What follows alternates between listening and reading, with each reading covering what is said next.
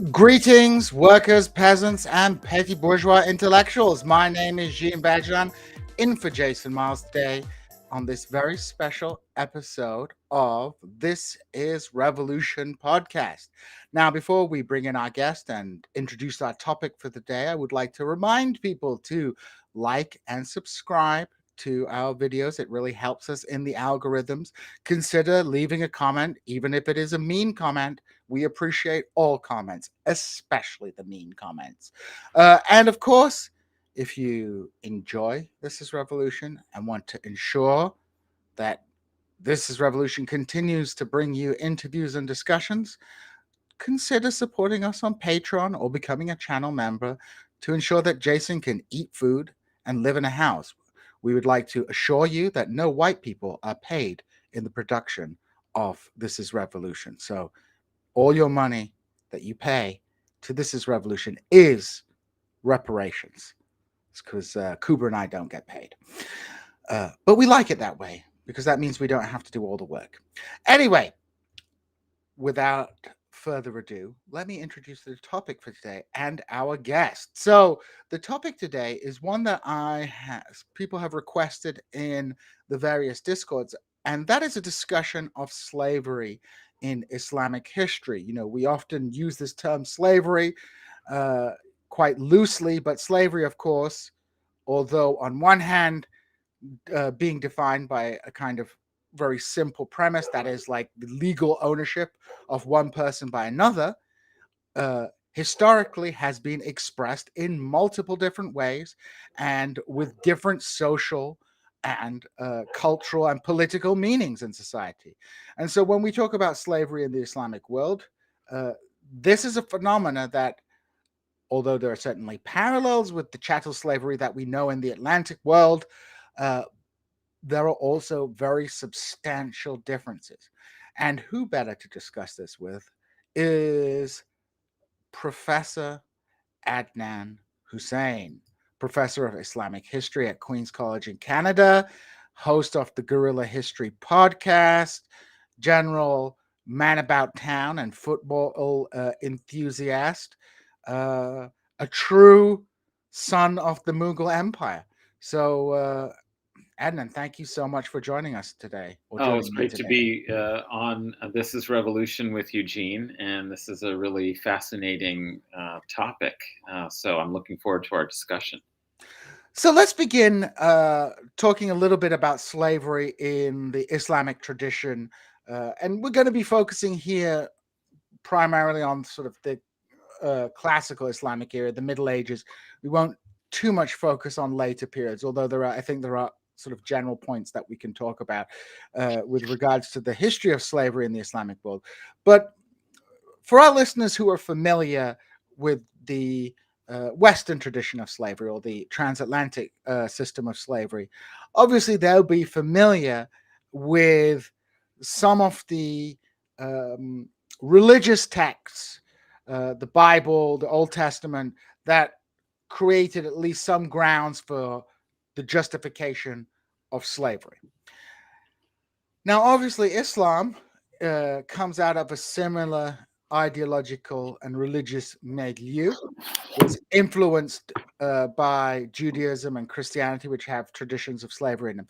Can you talk a little bit about how slavery was conceptualized in the early Islamic period, particularly during Muhammad's lifetime and during the Rashidun caliphates, that is, the companions of the Prophet Muhammad, who took over the caliphate following his death, and perhaps from there we can talk about how the institution evolved over time. Sure. I mean, slavery, of course, is a global phenomenon and has existed in so many different societies in the various different forms that you mentioned. And of course, the Near Eastern background and Arabian Peninsular background in which Islam first emerged and then principally developed in its formative period was very intimately engaged with the practices of slavery and enslavement. And both those two prior religious traditions that Islam built upon, developed out of, the monotheistic or so-called Abrahamic religions of Judaism and Christianity also mention in their scriptures the institution of slavery. While there may be some limits put upon it, it is seen as while people may be spiritually and religiously equal in the sense that they are all human, which sometimes, of course, groups were dehumanized in the propagation and justification of slavery.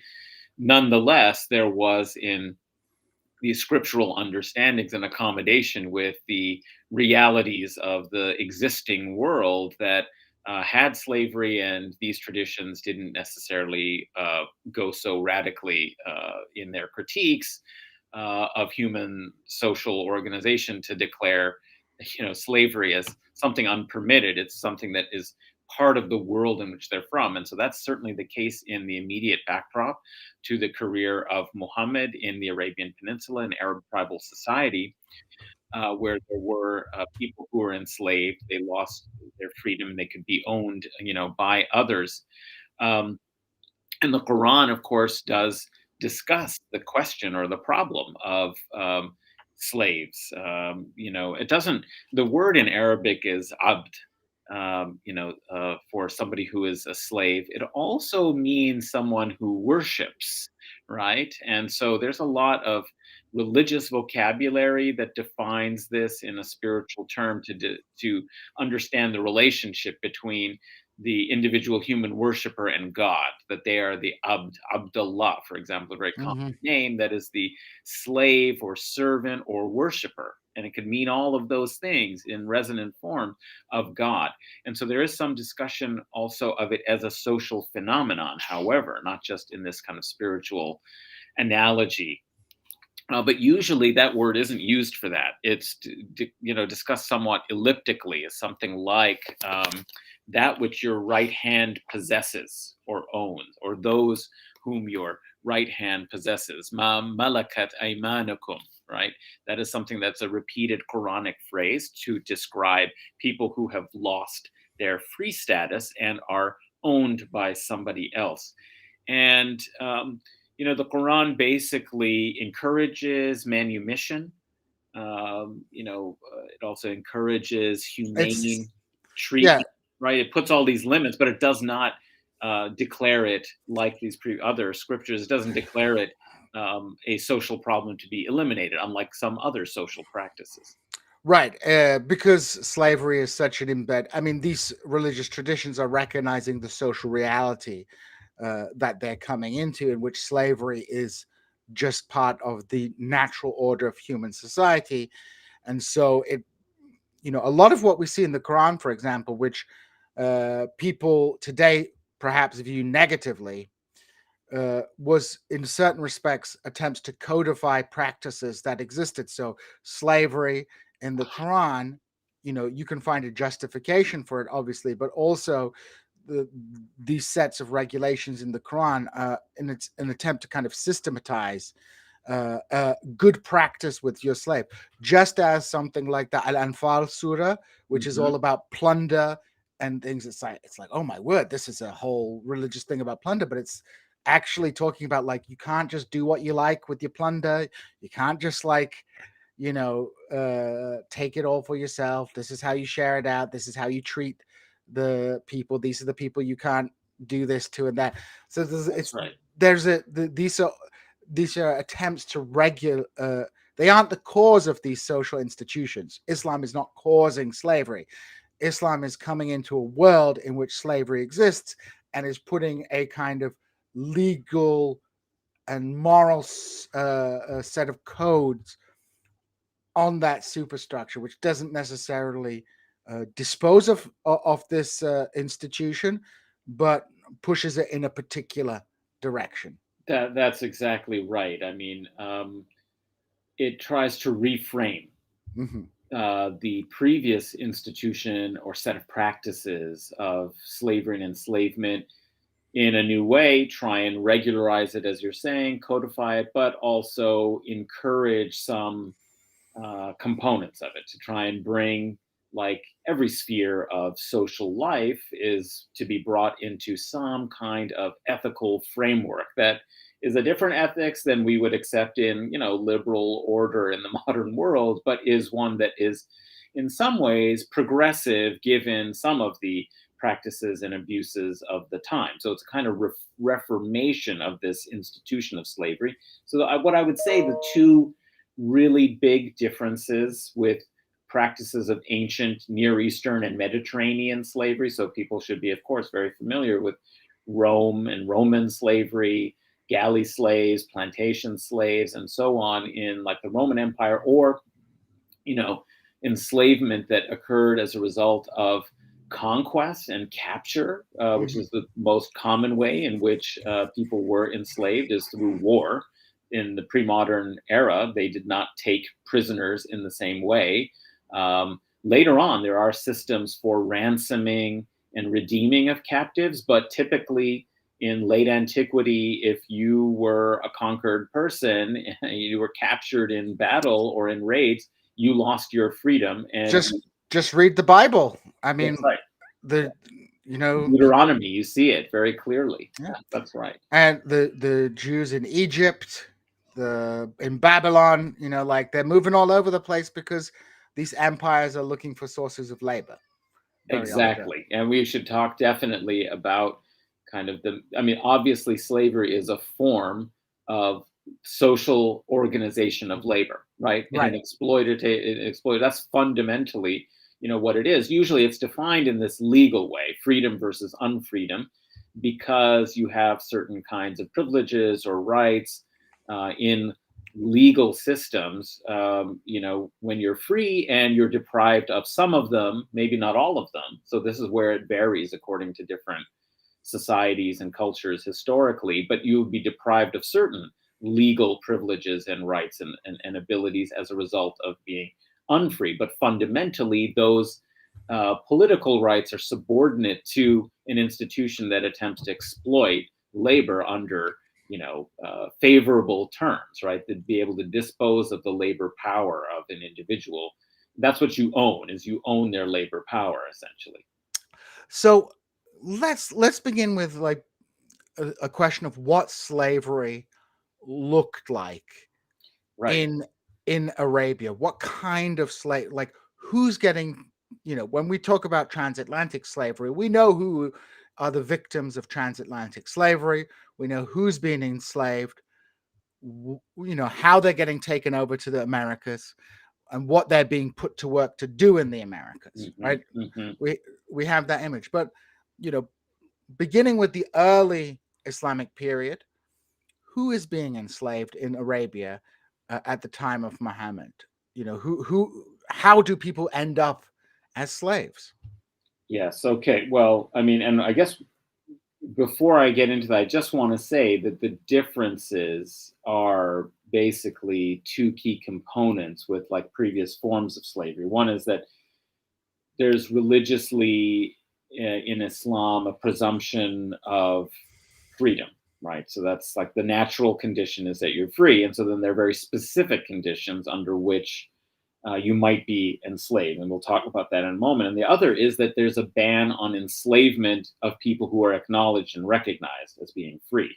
Now, the reason why that's important is because you could not enslave other free peoples or Muslims, for example, from within your society, which is something that happened routinely in, say, the Roman world, is that you had potentially people, if they committed certain crimes or they got into debt, they could, they might be forced into slavery, lose their freedom. And so there were, internal kind of populations, you might say, who could be enslaved. What happens under the Islamic, circumstance is that you have to look outside essentially for your slaves, which paradoxically, these are seen as kind of improvements, that you couldn't just be, go into debt. You couldn't also put yourself into slavery if you were, in a famine, for example. And this was something that people did, is that, others would provide for them. This was a way of surviving. So you might sell yourself or your children into slavery. That was something that Which couldn't happen. still happens in India today. Absolutely. Well, that's exactly right. So those are differences. But what it does is it paradoxically, these sort of small improvements, you might say, on the institution or reform of the institution of slavery in the Islamic context ends up paradoxically creating a slave trade because you have to Mhm. find external sources. And so, where do you find them? I mean, in Arabian society, you might by conquest, be able to enslave those whom you defeat in battle, but you also would look to purchase slaves from outside. And the common places in early Islamic history for finding people who are subject to raid, plunder, capture, or sale is from a few places. So initially, Slavs. So the very word slave comes from this tradition of those in kind of Eastern Europe who were raided and conquered, typically by Germanic tribes or by the Franks. So there's a huge period of where the Merovingians and the Carolingian Franks are raiding, conquering people, and then selling people from Eastern Europe into the Mediterranean world, and particularly to courts like that in Cordoba in Umayyad Muslim Spain. Um, so that's one source. Another kind of main region is the Caucasus Mountains. So Circassians and Georgians and others from the mountainous regions between basically the Black Sea and the Caspian Sea, that is one of these frontier zones for central Islamic, imperially ruled lands, these border or frontier regions where you would, there might be raids, they might be have slave populations and surplus slave populations themselves and sell them to the courts in Baghdad, like the Abbasid court, and so on.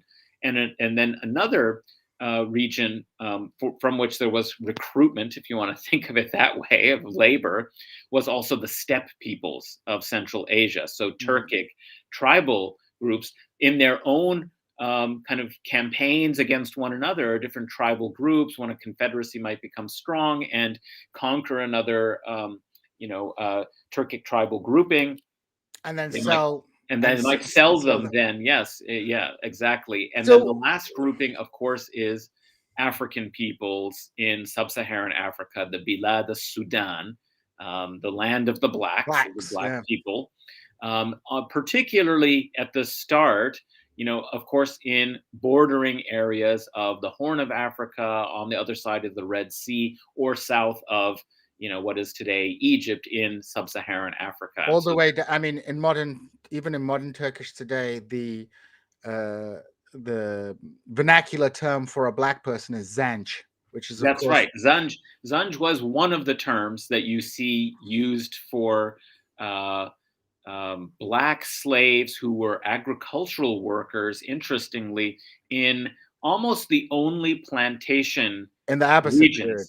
That's In right. In the in Abbasid period, in the marshes of Iraq, so southern Iraq, there were plantations using slave labor. So there's like only two places where we see kind of on a largish scale plantation style agricultural slavery, and that is in southern Morocco. Okay, where we have plantations and sugar again. Mhm. Things like sugar are being cultivated there, and in southern Iraq in the marsh areas. And there's very famously, in fact, actually, this is in the ninth century, basically the early ninth century, 822, 823, I believe. Around then, there is in fact actually a major slave revolt of the Zanj that caused some huge Ruckus. concern. That's right, in the Abbasid polity.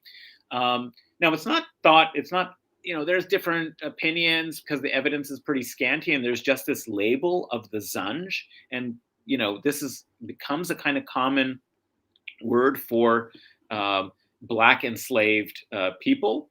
Um, But we're not so sure in this early stage if it's only them who are involved. There are also, of course, like, these other groups in the region. And in fact, the leader of the revolt seems not to have been Zanji themselves, but they're intimately connected and involved in the southern Iraqi region. And it is a regional revolt as well as a slave revolt that is taking place. I mean, famously, the Marsh Arabs have resisted, This is I the mean, being controlled by central government. But what we see over the formative period of Islam ultimately is this shift, as you say, in slavery. In pre Islamic Arabia, obviously there's tribal warfare, you know, and people get taken as slaves. Often they are personal slaves as opposed to being put to work in the economy in general, uh, you know, like housekeepers, I guess, or some kind of skilled labor, etc. But we with Islam, Islam provides a unifying ideology for the Arab tribes. And in fact, what people I think often don't know about early Islam is it's literally an Arab religion, right? Yes. It's not out there trying to convert masses of the population. So slavery is prohibited within the Muslim community, which is at the beginning synonymous with Arab identity. Uh, so when they expand, uh, when there's this phase of imperial expansion, uh, you also have slave taking. But the other thing Islam does, of course, is that it puts the kibosh on enslaving Christians and Jews so long as they pay the jizya and they submit to Islamic rules. So uh, the reason they're going to these frontier regions is not just because there isn't a potentially enslavable population of non-Muslims at home. It's because there are legal restrictions on the mass enslavement of Christians and Muslims, Christians and Jews, who by and large submit to the new imperial order that the Arab Empire is creating. So we have these borderland regions where you have pagans, where you have people who are very superficially part of a monotheistic religion, and you have those becoming the sources of slaves in the Islamic world, both light-skinned people from the north Mhm. and dark-skinned people from the south. Uh, Although interestingly enough, as far as I understand, when conquering India, although mass enslavement would have been religiously defensible, Muslim dynasties in India tended not to get too enslavement happy with Hindus because Hindus were already like heavily in. They wanted them to stay in their workplaces. Well, exactly. I mean, mass enslavement of conquered populations is a recipe for social instability. I mean, so firstly, I think we have to understand that most of this market in slaves, the importation, um, is for very elite, principally for elite households, courts. Um, so there's kind of those with like large households. This is how like the structure of society was organized. Those who had large households, i.e. lots of dependents, many of them might be slaves, concubines, servants, mawali, that is people who had attached themselves. So we're talking about something at the elite level principally. And you don't want to mass enslave, these populations, because that is a recipe for social disaster, for rebellion, and so on. So the way in which Muslim governors and rulers established a kind of system for maintaining the status quo while putting themselves at the top of a hierarchy is that there were multiple levels, you might say, of subordination in this Mhm. society. So one thing is with the mass of the conquered population is to come to some accommodation where they could keep their religion, keep their authorities in place, have rights to life, property, and so on. Through paying the jizya, being a protected people, essentially a kind of contracted subordinate status. And that happens also for Zoroastrians Hmm. as well as for Hindus by and large. And what In happens with India. the Hindus is fascinating because you end up with a whole school of Islamic thought who is who's out there trying to prove the Hindus are actually monotheists, That's and right. and In therefore order to like justify, not the enslaved and not having the mass enslaved. right. Because I think the two examples we talked about earlier, southern Morocco and southern Iraq in the ninth century, is where you have this mass uh, deployment of slave labor into a plantation system, which is obviously different from the system that existed in the transatlantic world, but is certainly comparable, right? Hmm. In Hmm. terms of its economic function. That is rare in the Yes. Islamic world. That is like a very that is not the mainstream. Like in Western Europe, for example, you had the La Fondière, you have the slave plantations in the Roman Empire. Again, the legal superstructure of slavery in the Roman Empire was different, but there's certainly like a parallel in how slavery is being used in the economy in the Roman Empire and in medieval Europe in places like Italy, and Exactly. then obviously in parts of the Islamic world. But when we look at slavery more generally in the Islamic world, we're talking about these large elite households who are making use of domestic slaves. But I think another important aspect is you mentioned obviously slavery at the elite level, Hmm. and obviously having domestic slaves at the elite level is of course something that would be familiar to people in the United States, with you know many black women in the United States up until the 60s being forced to work as domestic workers for white households. That's right. But there is another type of Hmm. slavery, which is a sign of elite status, and that is military slash bureaucratic slavery.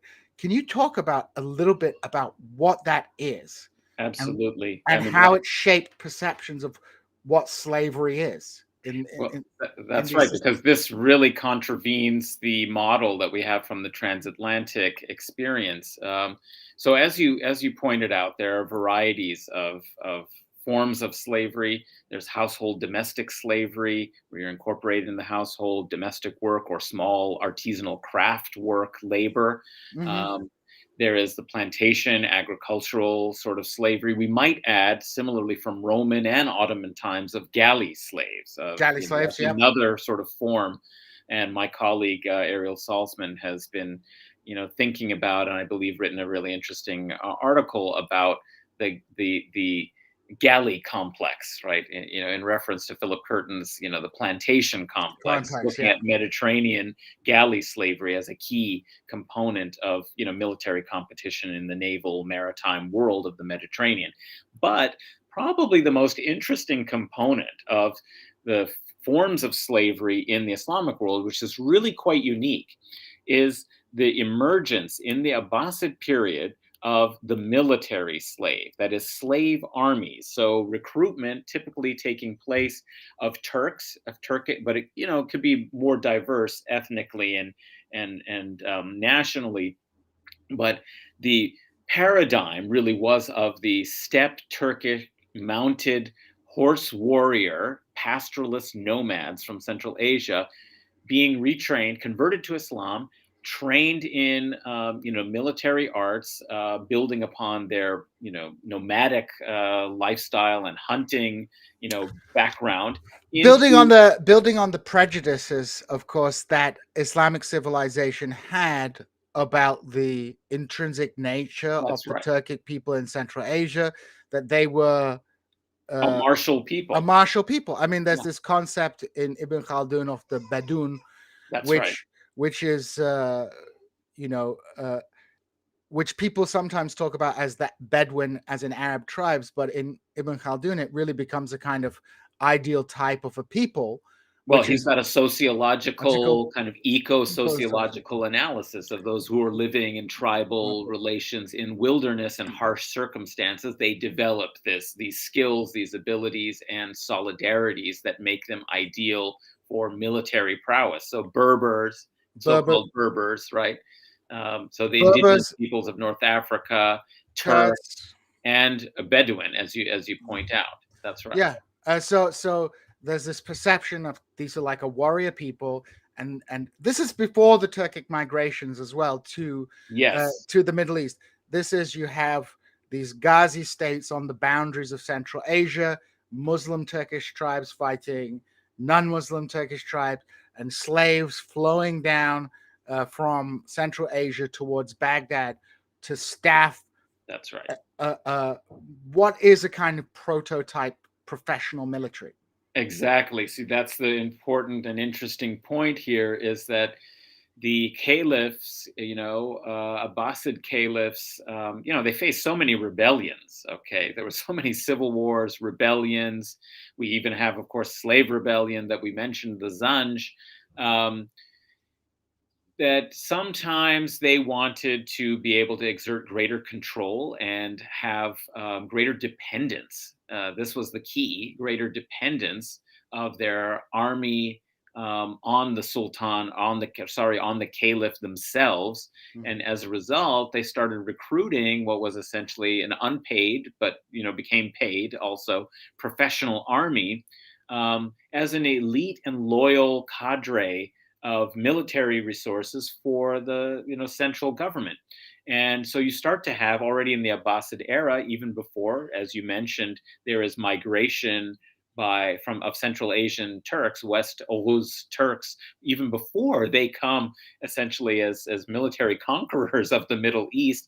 They are staffing the Abbasid armies. And there's a very famous book written by historian Patricia Crona called Slaves on Horses, because it's such a astonishing thing that the elite political and military governing class were technically slaves. Now, they are obviously a privileged grouping if they can rise to the level of commanders and becoming governors and generals and so on.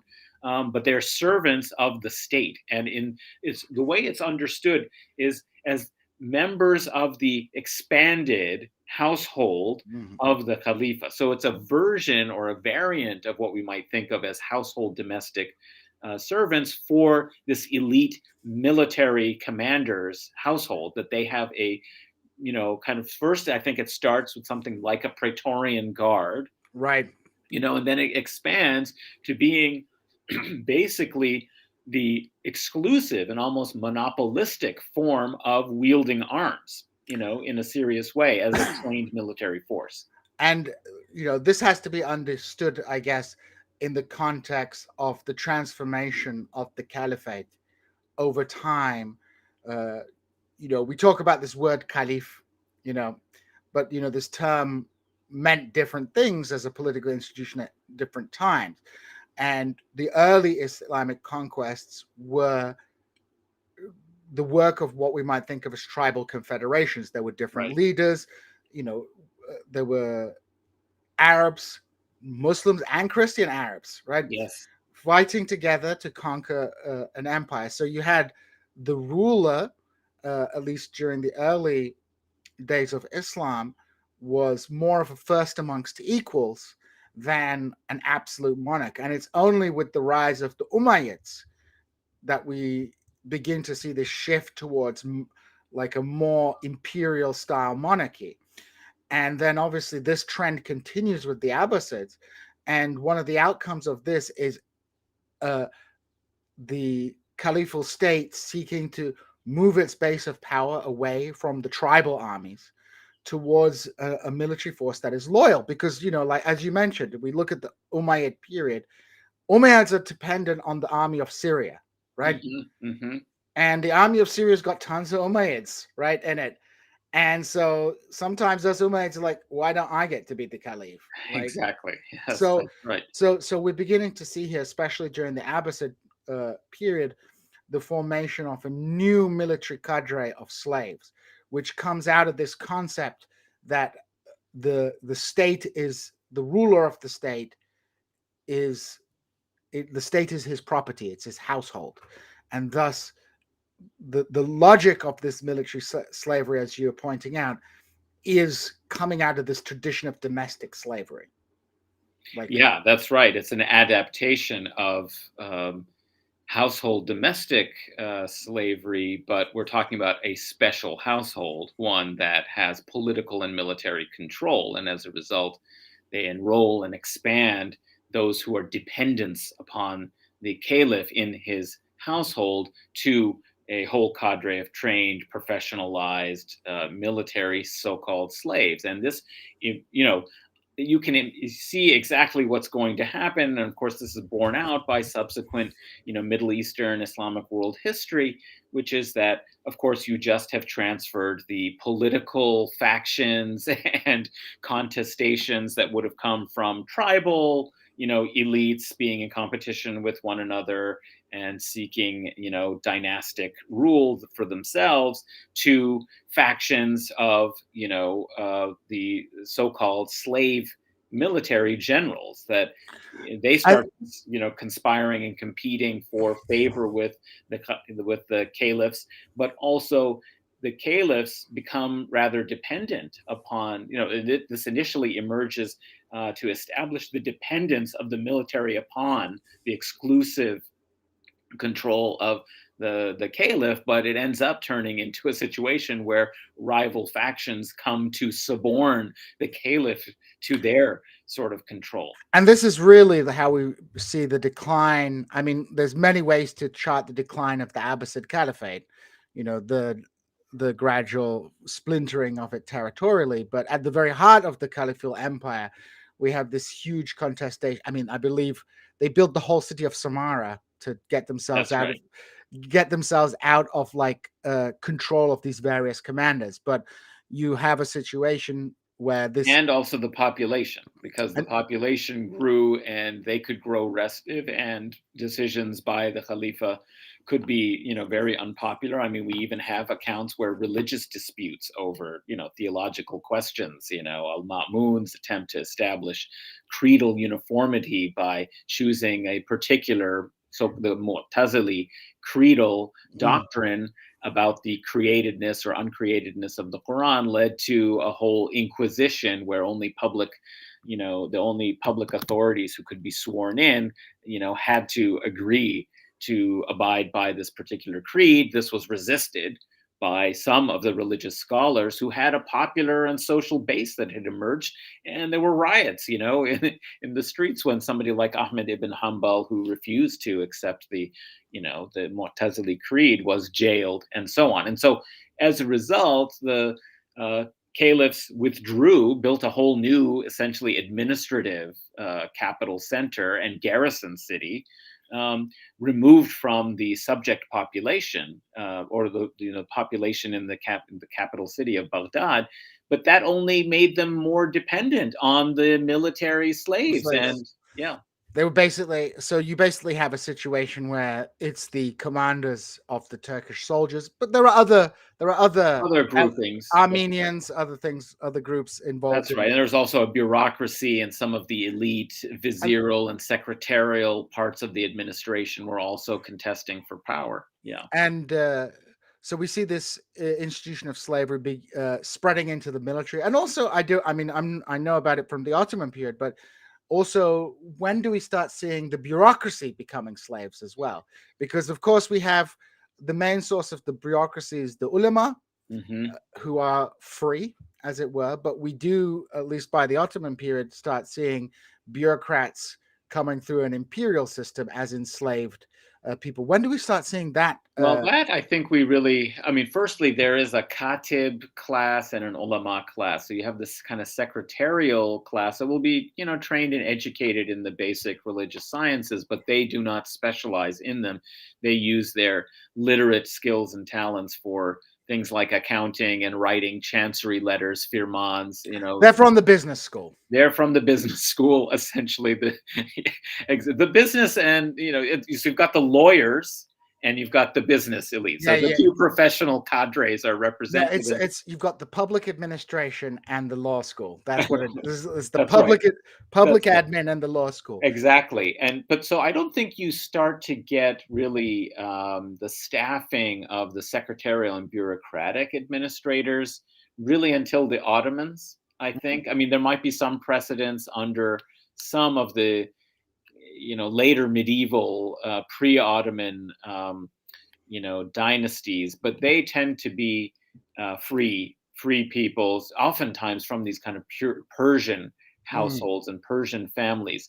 But the Ottomans really innovate, with their Balkan conquests. A new system of not only military slavery that in some ways is just the continuation of this whole Mamluk system.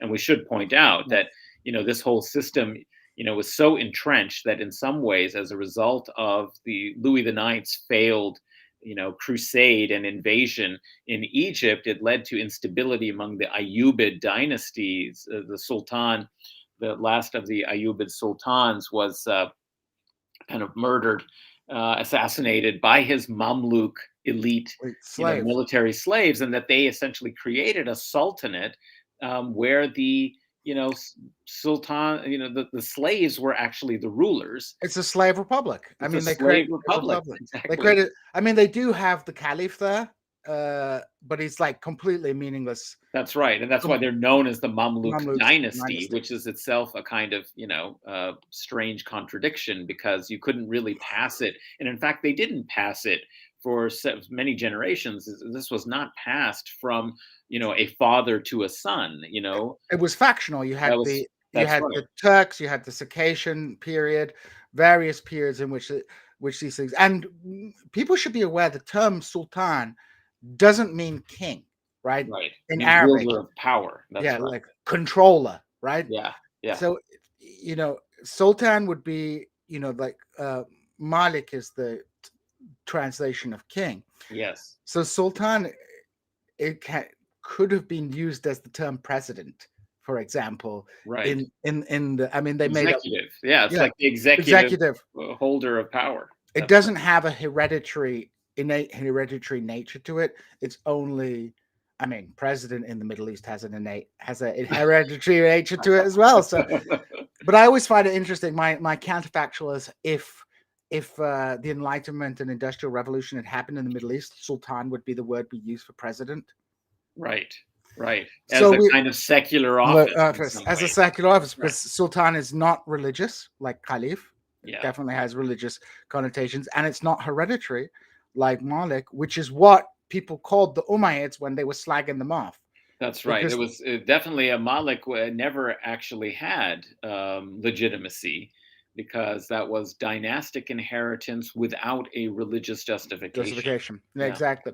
yeah, So we see, I'll fast forward briefly to the Ottomans, but the Ottomans are ultimately, by expanding this household slavery system from the military into the bureaucracy on such a large scale, they're basically iterating on the exist. I mean, the Ottomans iterate on a lot of classical Islamic institutions, but these are institutions that go back way back. So we have the slave elites becoming more powerful during the Abbasid period.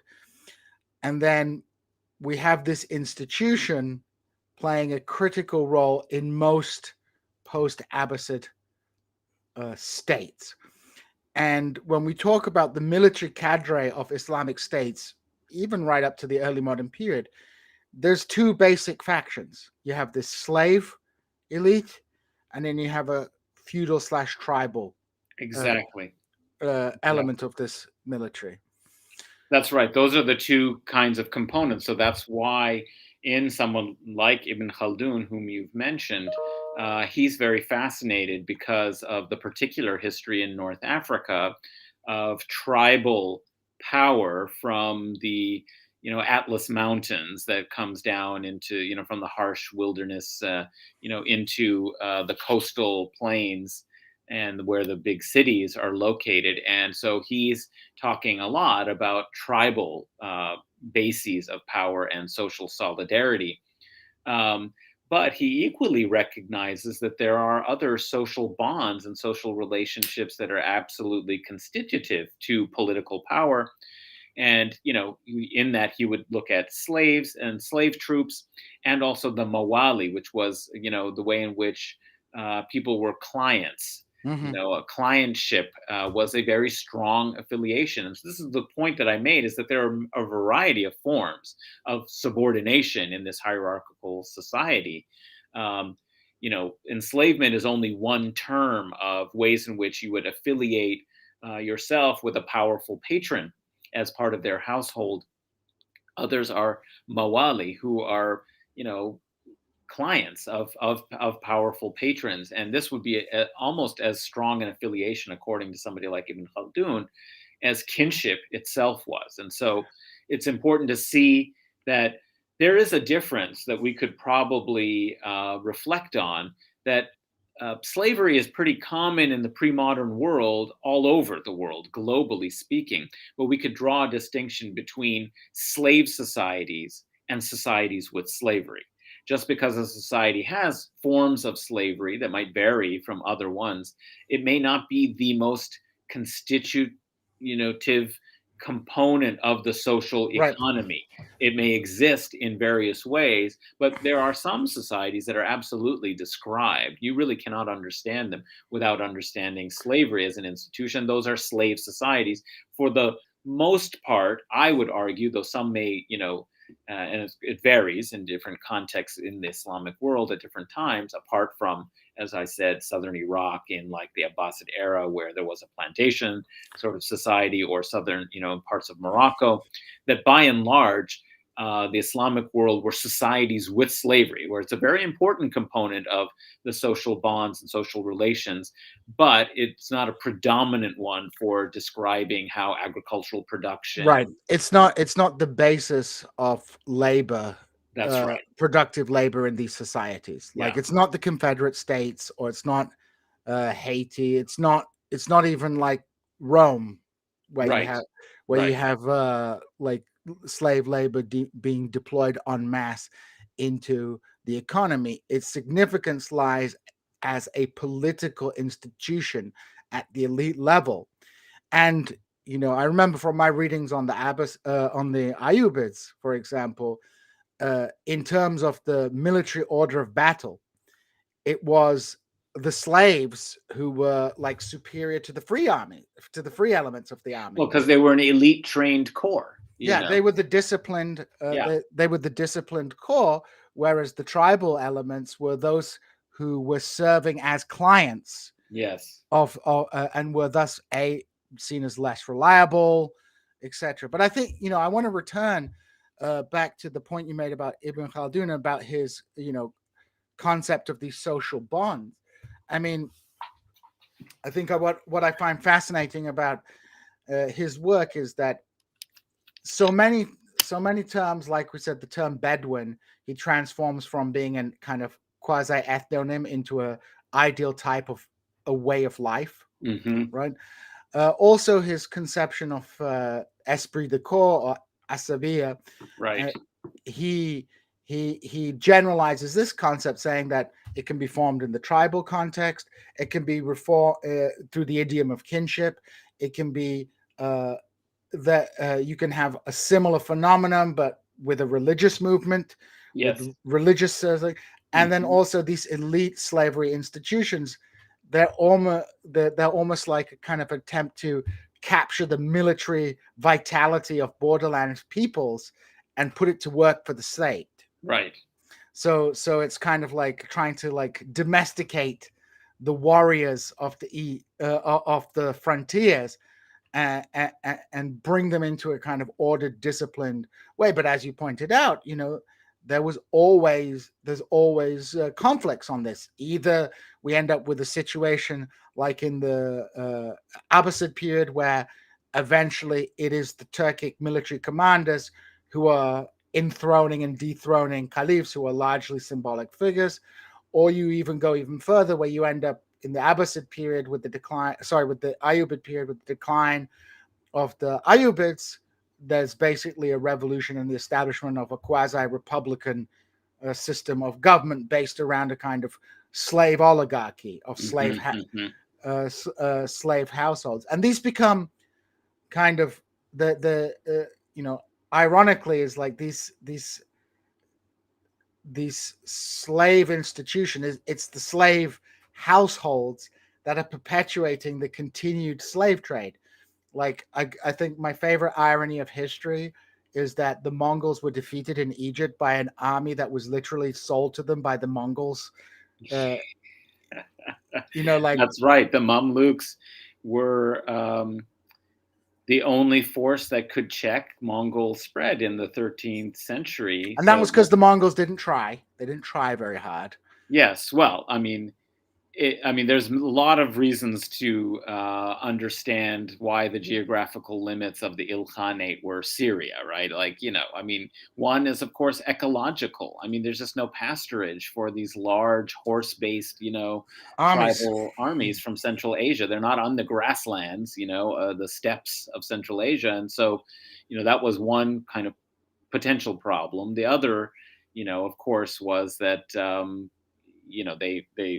they just sort of fared fairly well in the regions that they were. And thirdly, that the organization and discipline of the Mamluk kind of professional army, which was much better adapted to the circumstances of the Levant, proved impossible for them to simply overturn. Now, it's true that they didn't kind of bring every possible force to They bear. didn't bring. They didn't bring the big guns. Yes, They yes, that's right. they didn't bring because why would they go? But it is fascinating that many of those Mamluks were from were Central Asia, Turkic tribes, yes, that had been smashed by, by the Mongols, and enslaved and sold. sold in the Crimea, That's bought right. bought and then deployed against the Mongols. So slavery played played a very important role. For example, the reinforcement of stereotypes, for example, about Hmm. Turkish militarism, Yes. right? Uh, are partly because Turks ended up being such a large source of this military elite and military slavery. And other peoples, the way that they're described as martial peoples, whether it's the peoples of the Caucasus, etc., etc. You know, they were also, this is also a product of this history of military slavery that continues into the early modern period. The Iranian elite is drawn from Georgia and Armenia. Mm. The Ottoman elite is drawn From from the the Balkans. Balkans, Yeah, which they have to do like a little bit of a sneaky legal trick to do that that's right. because they're not supposed to be enslaving Christians, but they're like, well, these Christians converted to Christianity after Muhammad had arrived, so they should really be Muslims. So they're actually not proper Christians. It's like Right, pretty right. good, pretty good rationales. But let's turn to Africa. So Hmm.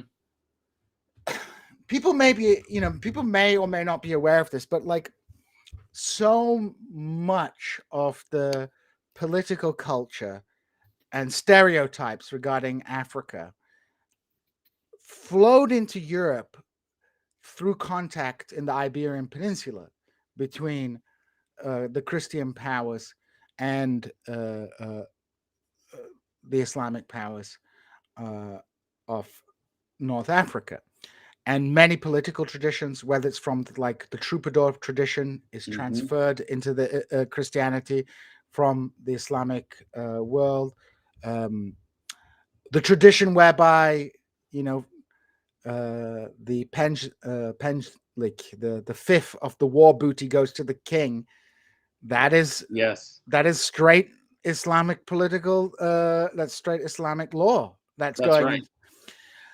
And also, what transfers into the Iberian Peninsula is pre-existing conceptions of Africans Hmm. as being, you know, prime slave material, as a prime source of slavery, which becomes all the more important because with the rise of the Ottoman Empire, the pre-existing slave routes to the Slavic world, to Russia, those are shut down. So Africa becomes the only source of slaves. People, some of the earliest sort of early modern plantations in Italy, those were where you have chattel slavery. Those were staffed by people from the Ukrainian steppe, right?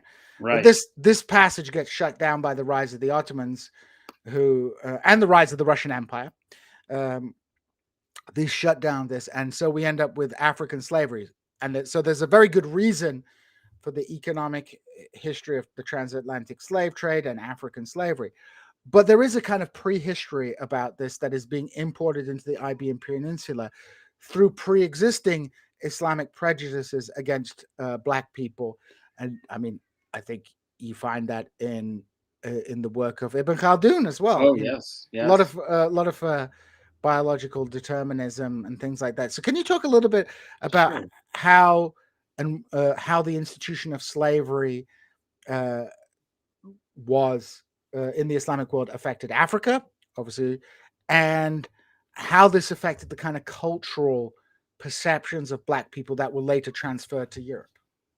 Yeah, this is a very interesting and complex historical topic because you have basically the intersection of ideas about pagan peoples as being less civilized. So it's possible to recognize forms of civility and cultural sophistication in other non Muslim established societies. So the Zoroastrians, because they were, a people, the Persians were peoples of a pre-Islamic empire.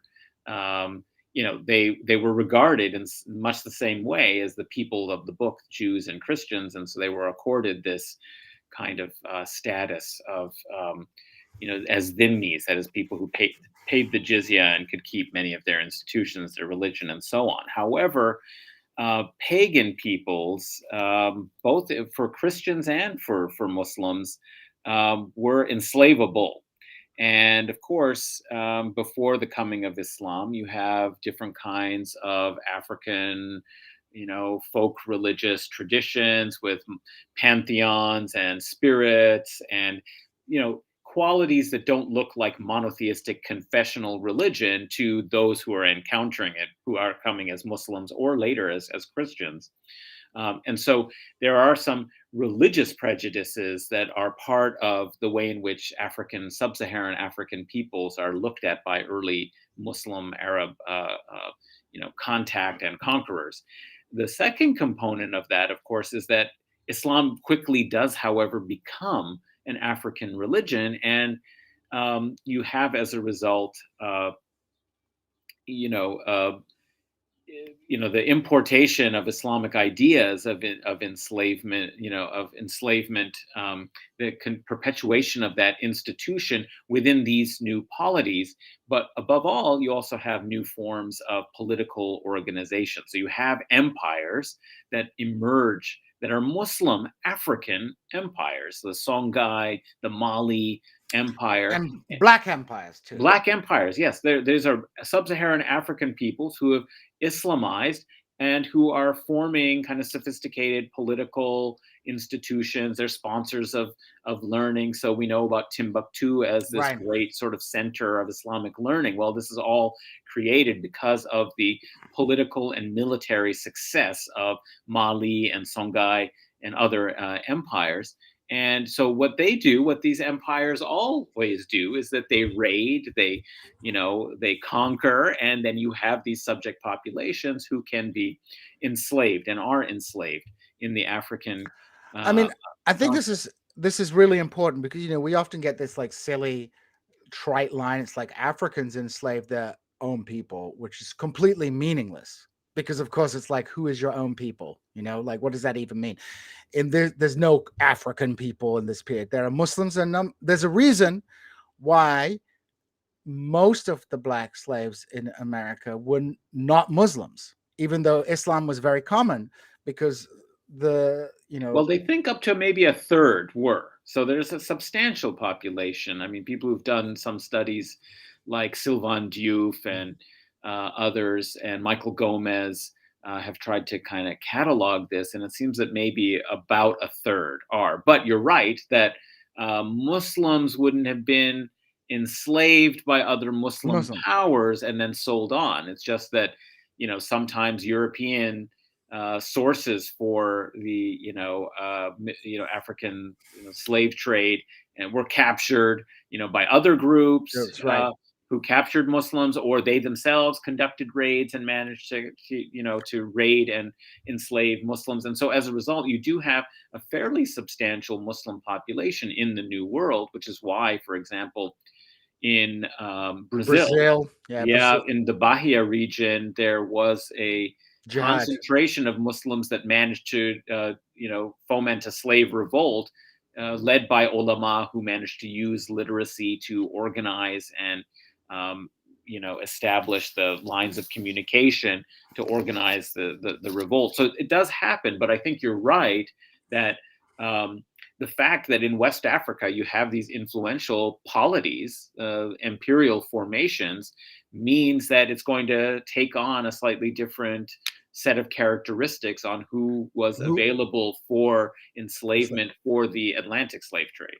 and many pagan peoples lived in decentralized states or Yeah, with less capacity, military capacity to resist they were much mili- more vulnerable as a vulnerable. result. Yes, Uh, and there were, but this trade, doesn't begin with the transatlantic slave, but with the trans-Saharan slave trade. that's right. Yes, up to North Africa. Exactly. So some of the first sources for, because there are, even before you have the real burgeoning of the Atlantic slave trade and Middle Passage and establishment of wide scale plantation, economies built upon African slave labor in the Americas, because at first they tried it with indigenous peoples and it took a while for them to realize that it wasn't going to work, and then they turned to other sources.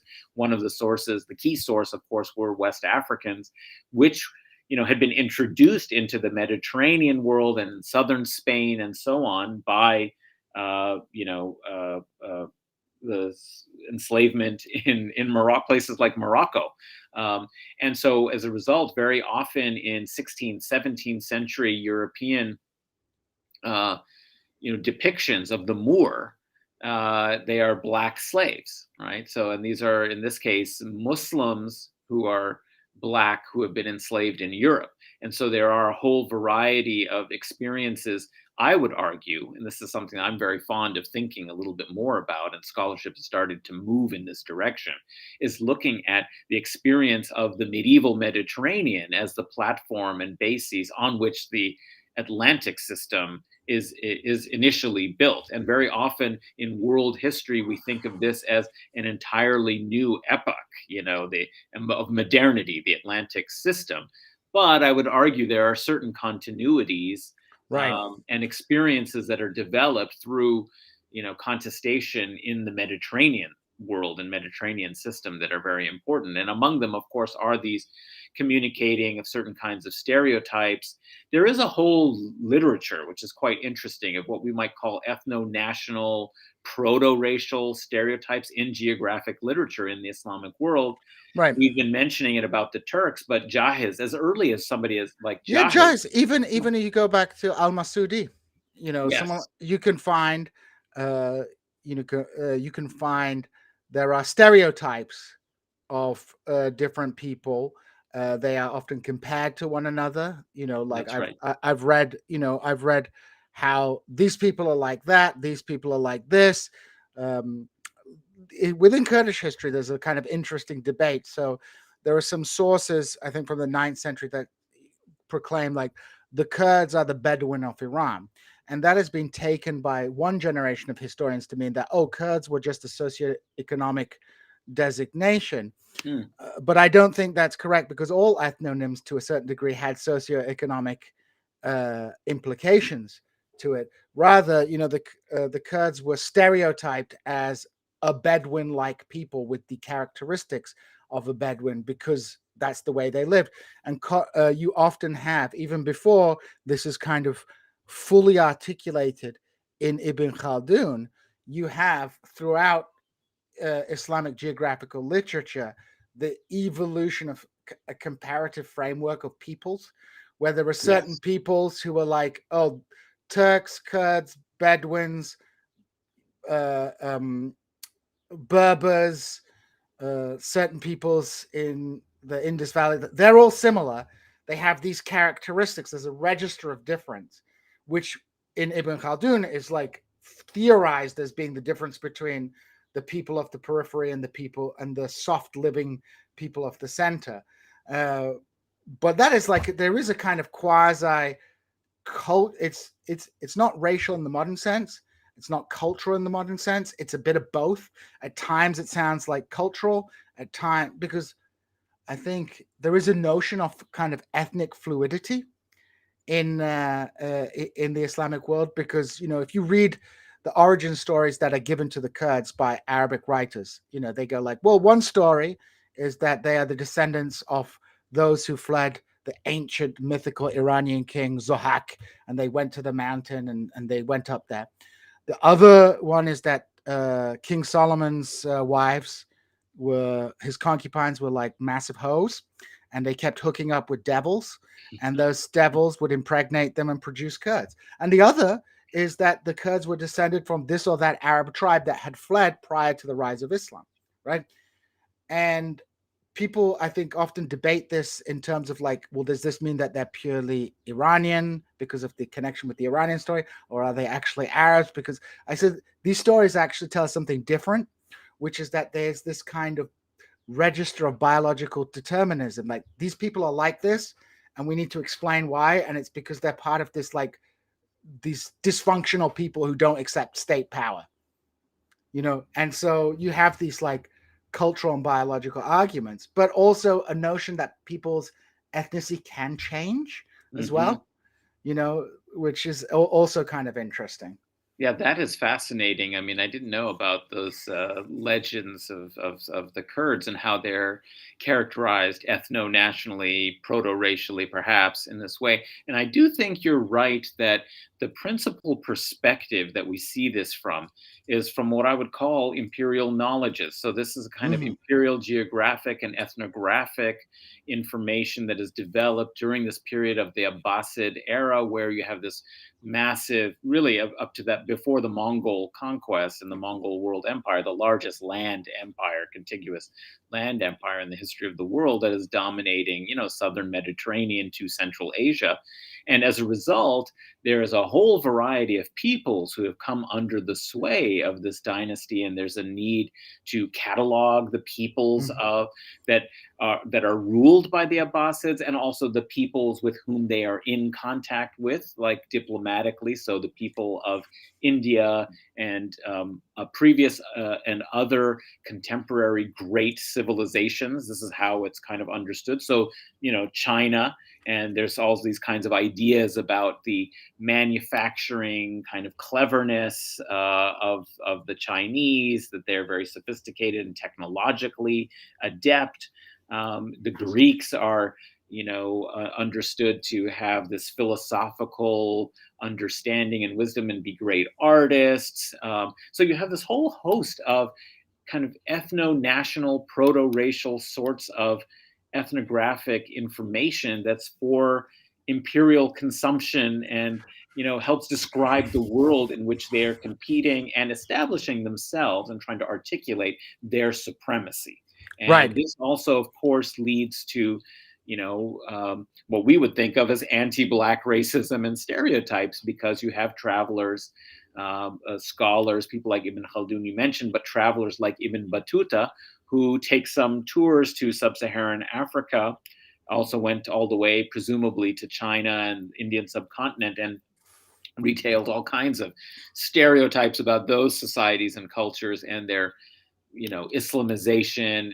And what he really testifies to is that Islam has become a global religion, and that it has different cultural Hmm. expressions, and he's trying to figure out how to make sense of this world of difference. And he's meeting, of course, also Africans who are Muslims, and they can be kind of recovered, but those who fall outside in these tribal, animistic, pagan religion is the way he sees it. He really demonizes them. And so you can find like incredible vituperative denigration of sub-Saharan Africans because they fall outside of, the world of civilization as he understands and defines it. So we've got this whole ethnographic and geographic literature that retails stereotypes that aren't exactly the same, but clearly have some resemblance with what we think of as modern biological racism. And there's a new book that's quite interesting from 2018 or so by Michael Gomez called African Dominion. And he's somebody who has studied basically early modern West Africa, and then started doing work on the African diaspora. So he Hmm. wrote a book, Islamic Crescent and Reversing Sail.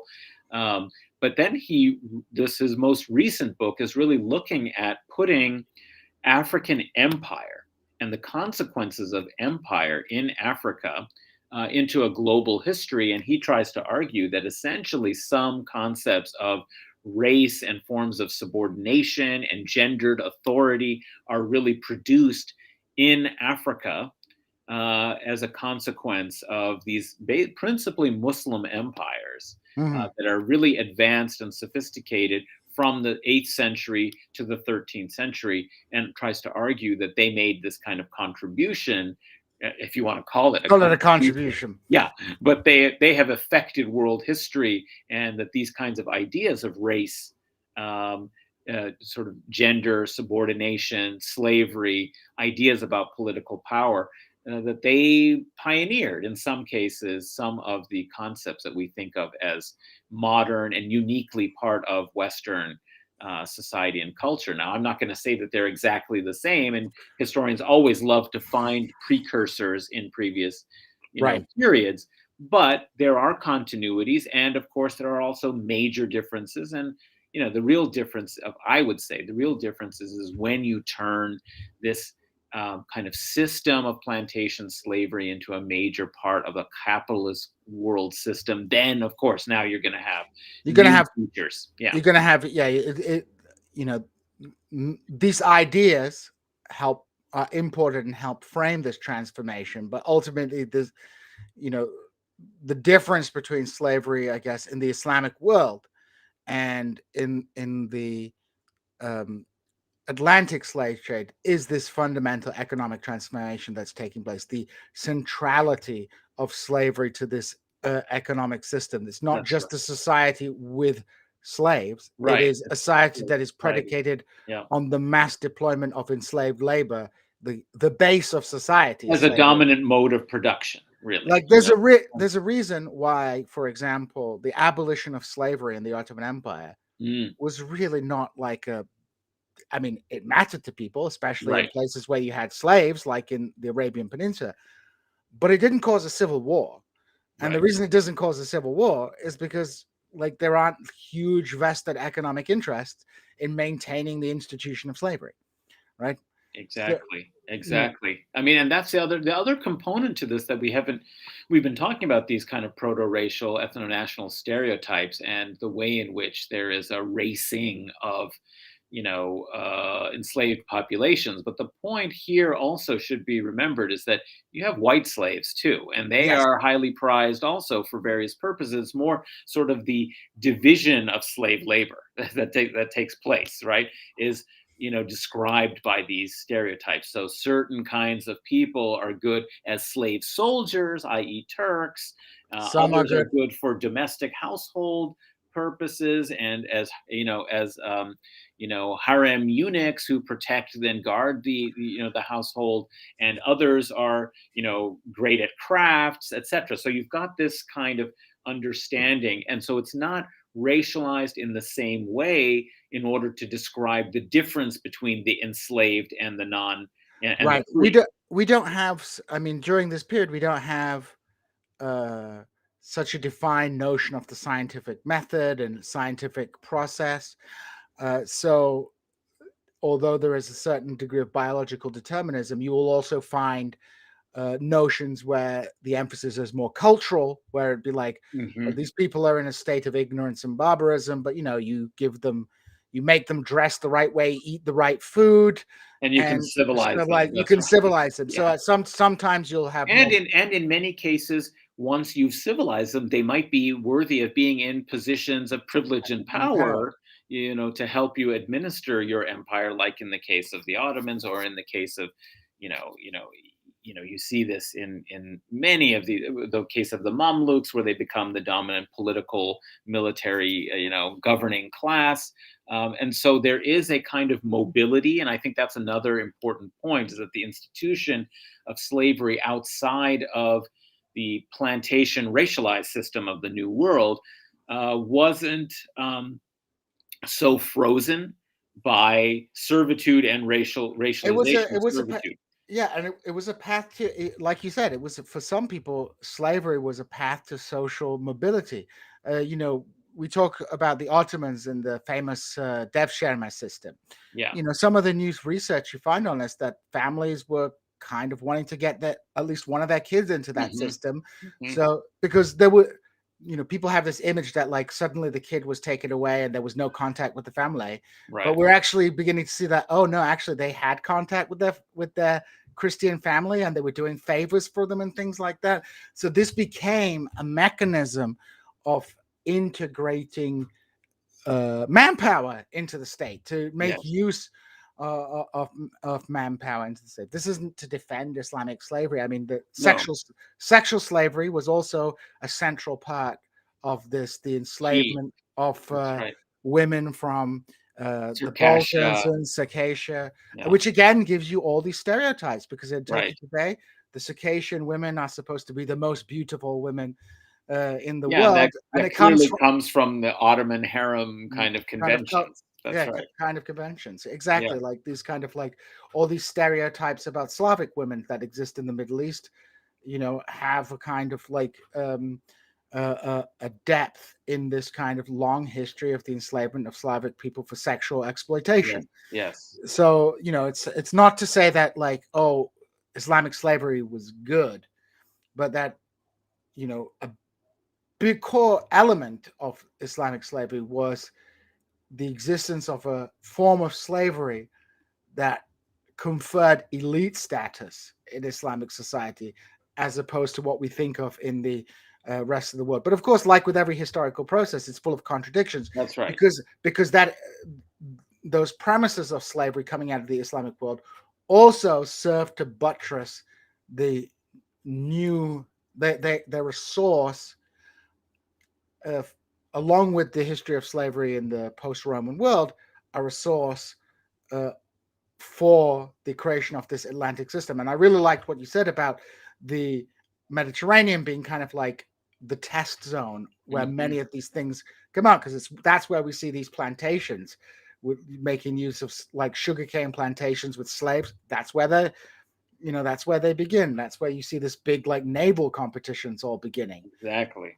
That's right. So it's like the training zone And where you have Genoese enslavement. They're the biggest slavers in the Mediterranean during the medieval and early modern period. And so it's no wonder that these people who have been most fully engaged in the slave trade, in attempts at establishing colonies of sugar production and the like, are the ones who end up being the initial explorers of the Atlantic system. Christopher Columbus and Columbus. so on are hired because they already have this history and expertise from Mediterranean forms of colonization, crusade, enslavement, trade, commerce, naval, maritime, activity that can be exported and hired. They are essentially hired as the paragons of this whole Mediterranean system to seek another avenue for extending this system. It just turns out to have been more successful in a crude sort of way that was unanticipated, in the new world. And so you end up having new developments that take place in the Atlantic system. But the Genoese are the key figures, really. I mean, 40%, it's thought, of the population of Genoa in like the 14th century is thought to be slaves. The sort of hidden component of, the rise of the West is, these kinds of dimensions of crusade, and its connections with commerce and enslavement, creating the plantation system. I mean, it's just that it failed in the Mediterranean because it was resisted, and they managed to export it to the Atlantic system and build that kind of social world, because they were less opposed by organized old world political powers of like other competing empires, which is Yeah, what they were the able to Mediterranean. utterly defeat their enemies. Yeah, Like they yeah, were that this was something they couldn't achieve in the Mediterranean, something they couldn't achieve in Asia either, right? yes, yes. This was only achievable with a very peculiar confluence of factors that allowed them to overthrow the pre-existing imperial systems in the New World and allowed them such a free hand to like remake Yeah, exactly. this society as a new world. Yes. Yes. So, as a kind of last question, what would you say then? What would you say is the lasting impact or the historical significance, perhaps, of the Islamic tradition of slavery? What would you want to sort of uh, let people know as a kind of end note to what what you want to what we've been talking about today? That how why does this matter? Well, I think it matters in giving us a more global perspective on a phenomenon we think we know and understand and we associate with racialized slavery. It allows us to also, I think, as a result of seeing varieties of forms of servitude and enslavement and different systems at different times in different historical epochs and periods, to recognize that what's most fundamental about it is actually the labor subordination component. And that, I think, helps us appreciate when we talk about wage slavery, when we talk about sweatshop labor, when we talk about the exploitation of workers, that we can understand that while there might be legal differences between the status of a free worker who engages in a contract that nonetheless completely exploits them and imprisons them in the wage labor system, that we are talking most fundamentally about exploitation. And these are different forms of exploitation, and that we shouldn't necessarily imagine that one particular form of it is the worst, and that these other forms of exploitation are morally, not tainted by exploitation simply because of the fact that we don't characterize them legally as slavery or enslavement, and because there isn't an obvious racial component, to it. And that's the point: is that there are systems of slavery that really don't depend on race at all, and they are forms of subordination of others for the exploitation of their labor. That's what's fundamental. That still exists in a variety of different ways and different forms. So when we have a global analysis, we can kind of free ourselves from just the historiographical imagination of the experience we're most familiar with here in Western society, and have a broader analysis of the problems of labor and its exploitation in the contemporary world. And the last point that I would make about it, and of course you're much more familiar with this era of like 19th and 20th century movements to abolish slavery. Of course, these first start in, the West, in England, with Quakers and others, the abolitionists as a movement. But it is also something that was used very much, as part of colonial justifications for Right. intervention, humanitarian intervention in the British Empire, around the world, was the eradication of Muslims, in slave networks, which just happened to have survived a little bit longer, than those that were All controlled the by panics, the power. panic about like white slavery and sexual That's right. slavery, and Jews tricking poor white women into prostitution. This whole discourse of slavery became the battering ram of liberalism. Exactly. It went from I think Joseph Massad's book would have been, even more interesting. I mean, it's interesting. He takes a very polemical approach, but it would have been even more interesting if he had incorporated slavery Mhm. as one of the chapters of the way in which Islam and liberalism have been very mutually constitutive. Because I think there's nothing more foundational and fundamental for liberalism than ideas of Free the labor. free and the unfree, yeah, and of free labor, exactly. So Yeah, and war, yeah, Islam was counterposed as an other in this context, despite the fact that the social position of slavery and the use of slavery was far less than had been until very recently in the past of the European world. yes, yes. Well, this is the great irony. This is how liberalism seems to operate in geopolitical circumstances, which is the new um, developments of liberalizing society are immediately used as a way, A way even though to there's very recent, like there's no historical interse- perspective, it's on these things. intersectional imperialism is we sometimes think of it as a new phenomena, like, oh, like they're doing all this woke stuff to justify Right. their they That's want us. always been It's like, always been the case. They yeah, were like, "Oh, we're conquering India to stop them burning their wives," that's right. or That's "We're like we're invading these countries to end slavery," or mhm. there's always some kind of like liberal Well, this justification. is my argument that liberal humanitarianism really does ideologically stem from the Crusades and the crusading era. It's this, we have to save the poor, oppressed Eastern Christians. They're our brothers, and we have to stop them from being, oppressed and exploited. And so you get this kind of early medieval, responsibility to protect kind of discussion, Doctor, yeah, doctrine emerging. So I agree that I think there is something unique in the vocabulary that's developed in the West. Of course, I don't want to say there's a straight line between crusader ideals and liberalism, but of course, there is a functional similarity in the way in which certain ideological ideas are deployed, in the same way that war is turned into, you have to have a war for peace. These like glorious contradictions of ideology are so manifest in these histories.